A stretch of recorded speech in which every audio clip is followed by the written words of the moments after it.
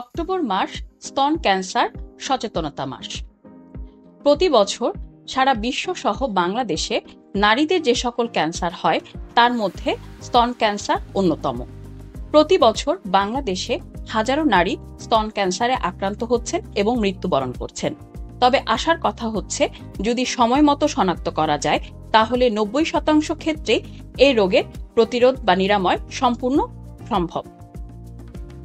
কিছু কিছু কারণ এর ঝুঁকি বাড়ায়, যেমন কারো পরিবারে যদি স্তন ক্যান্সারের ইতিহাস থাকে, অতিরিক্ত স্থূলতা বা ব্যায়ামবিহীন জীবন, ধূমপান বা অ্যালকোহল গ্রহণ, দীর্ঘদিন ধরে হরমোনাল ওষুধের ব্যবহার।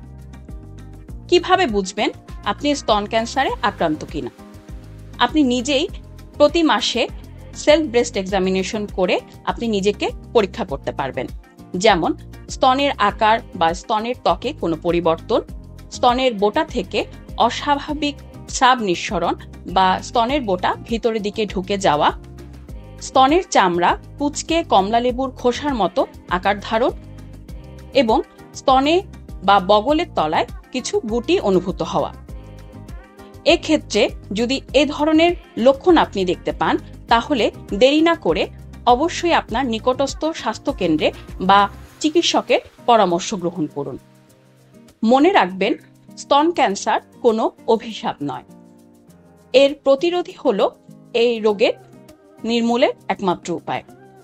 স্তন ক্যান্সার সম্পর্কে সচেতন হলে একটি নারী, তার পরিবার এবং সমাজকে বাঁচানো সম্ভব।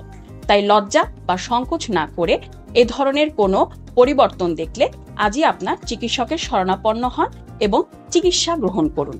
মনে রাখবেন, সচেতনতাই প্রতিরোধের মূল মন্ত্র।